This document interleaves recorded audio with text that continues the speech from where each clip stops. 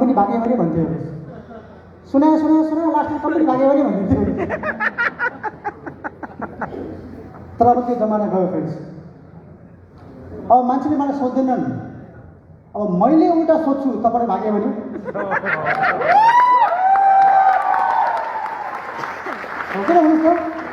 त्यति बेला मसँग ड्रिम बाइक केही पनि थिएन आज सब कुछ छ तपाईलाई सुन्दा गर्व लाग्ला कि आज नेपालमा 60 जना कार चिवर छन्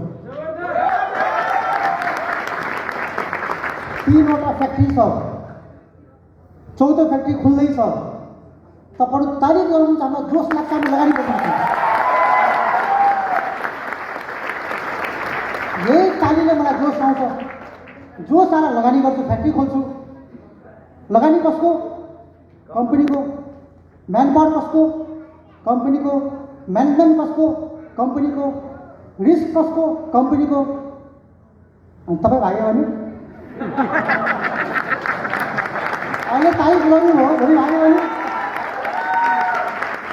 को डुब्छ र भन्नुहोस् हामी यस्तो बिजनेस अफर गर्दैछौँ जहाँ डुबे भने म मात्रै डुब्छु तर बन्यो भने सारा नेपाल बन्छ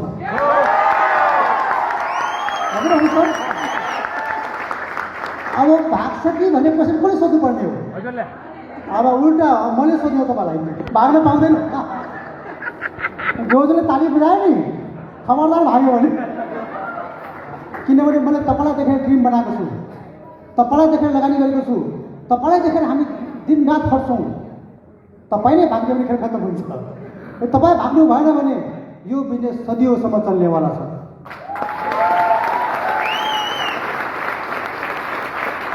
जसले बन्द हुन्छ भन्छ नि म उहाँलाई आन्सर दिन चाहन्छु त्यही दिन यो बिजनेस बन्द हुन्छ जुन तपाईँले दान दिन मात्र छोड्नुहुन्छ त्यही दिन यो कम्पनी बन्द हुन्छ जुन दिन सबै नुहाउन छोड्छन् सबैले चिया खान छोड्छन् सबैले तेल खान छोड्छन् त्यही दिन बन्द हुन्छ र मलाई विश्वास छ कि नेपालीले दाँत मात्र छोड्दैन छोड्छ होला त छोड्दैनन् सर कति दाँत माथि झ्याउलाए कसले भन्छ कति नुहाउनु छाले पात्नुको भन्छ कसले this a part of life भएको हुनाले जबसम्म लाइफ रहन्छ तबसम्म हेल्दी लिभिङ रहन्छ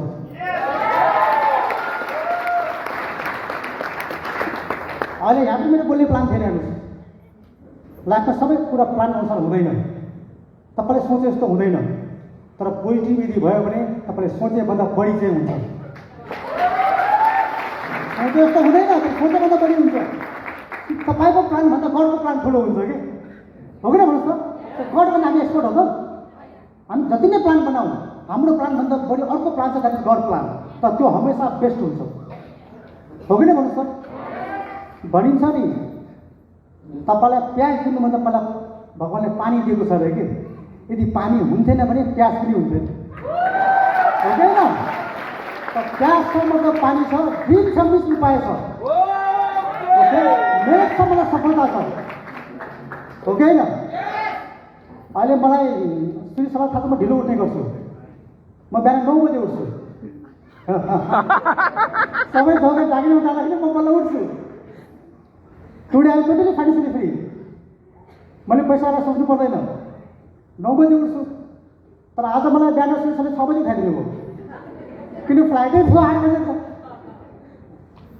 उठेँ एकछिन प्लेनमा सुतेँ फेरि यहाँ आएँ कौन प्लेसमा जाग्यो भन्ने कुरा भयो मैले सुनिसक्नु जाग्यो भने किनभने थाहा छ 2 घन्टा बोल्नु 2 घन्टा सुत्छु भने सोच्नु अघिसम्म त्यही प्लान थियो एकछिन चेन्ज गर्छु सोचिरहेको थिएँ यहाँ आएर पहिला तपाईँले बोल्नुपर्छ अरे सारा plan change but I am always ready हमेसा रेडी छु वी हेभ अ ड्रिम हामीसँग बहुत ठुलो ड्रिम छ फ्रेन्ड्स ड्रिमले हामीलाई ड्राइभ गर्छ हो कि भन्नुहोस् त ड्रिम भनेपछि जाँगरी आउँदैन र म भन्ने गर्छु कति सुन्नुहुन्छ नि तपाईँले के सुनायो जाँगरी आउँदैन भन्छ नि मान्छे त्यो किन आउँदैन भन्दाखेरि हमेसा तपाईँको जोस र जाँगर भन्ने कुरा इन्फर्मेसन पछि आउँछ अरे कि विदाउट इन्फर्मेसन कसैलाई जाँगर आउँदैन आउँछ न भन्नुहोस् त जसले लाइफमा प्लेन देखेकै छैन त्यसलाई प्लेनमा उडौँ हुन्छ होला हुन्छ त हुँदैन किन हुँदैन प्लेन देखेकै छैन कहाँबाट हुन्छ त जसले एप्पल फोन देखेकै छैन लाइफमा उसलाई एप्पल किनौँ एक दिन किन्न पाए हुन्थ्यो भने हुन्छ होला त हुँदैन त्यो हुनुलाई पनि उसले एप्पल सुनेको हुनु पर्यो, एप्पलको फ्युचर थाहा भएको हुनु पर्यो, एप्पलको फाइदा ब्रान्ड भ्यालु बुझेको हुनु पर्यो, बल्ल ड्रिम बन्छ, हो कि होइन?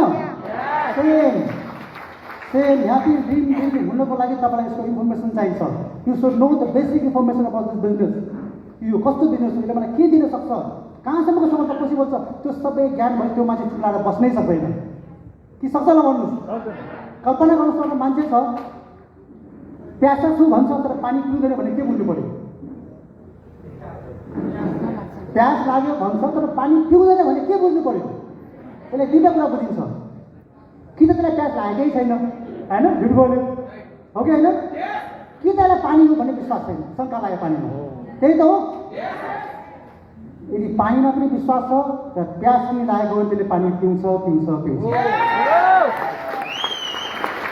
अब हाम्रो काम हो पहिला प्यास चाहिँ गर्ने र पानी हो भने बिलिभ दिलाउने, त्यसै पिउ भन्नु पर्दैन, आफै पिउँछ, हो कि होइन? Yes sir. Information, business of leadership, business of dream. आज म यहाँ छु सिर्फ ड्रिमको कारणले छु फ्रेन्ड्स। तपाईँभन्दा बढी जान्ने, बढी स्मार्ट, बढी पढ्यो केही पनि होइन। तपाईँ र ममा यति फरक छ कि तपाईँभन्दा पहिला सुन्ने मौका पाएँ, तपाईँभन्दा पहिला बुझ्ने मौका पाएँ र जुन दिन बुझेँ म लागि पऱ्यो, लाइफमा कहिले फर्केर हेरेन जस्तो परिणाम भएको छैन। र म चाहन्छु तपाईँको लाइफमा फर्केर ड्रिम बिल्ड गर्नुहोस्।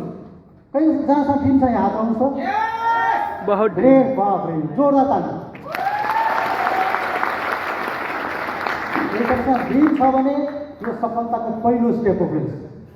बाँकी उपाय आफै बन्दै दिस इज टिम वर्क। यो टिम वर्क हो, सबै तपाईँले गर्नुपर्छ भन्ने छैन। ओके, फुटबल खेलाको सबैले गोल हान्छ त? हान्दैन नि। कसैले पास मात्रै गर्छ, कोही किपर मात्रै हुन्छ, कोही विभिन्न रोलमा हुन्छ नि, फाइनल गेट जितिन्छ नि, होइन? सेम त्यसै टिम वर्क। कोहीलाई मान्छे ल्याउने खुबी हुन्छ, सम्झाउनै आउँदैन उसलाई, म बोल्न जान्दैन भन्ने हुन्छ। ठिक छ, केही छैन, ल्याउनु त सक्छौ नि, तिमी ल्याउ मात्रै, नबोल। अर्को बोल्न जान्ने हुन्छ, एकदम बोल्ने कुकुरी गर्ने हुन्छ नि, त्यसलाई बोल्ने काम दिने, तिमी बोल, हो कि होइन? कोही सम्झाउन सक्ने हुन्छ, कोही कुद्न सक्ने हुन्छ। This is team work. कुद्न दिनुहोस्, बोल्न दिनुहोस्, ल्याउन दिनुहोस् र टिम बनाउनुहोस् र टिम वर्कले हमेसा जित हुन्छ। म एक्लै गर्छु, एक्लै खान्छु भन्ने मान्छे डुब्छ यहाँ, अरूलाई हेल्प गर्छु भन्ने मान्छे यहाँ जित्छ। हेल्पिङ नेचर बिजनेस, यसमा अरूलाई हेल्प गर्ने हो र कसैलाई हेल्प गर्दा मेरो लाइफमा चेन्ज आउँछ भने योभन्दा राम्रो बिजनेस के हुन्छ मलाई भन्नुहोस् न, हो कि हुन्छ? कसैलाई हेल्प गर्दा फाइदा हुने कुनै बिजनेस छ संसारमा?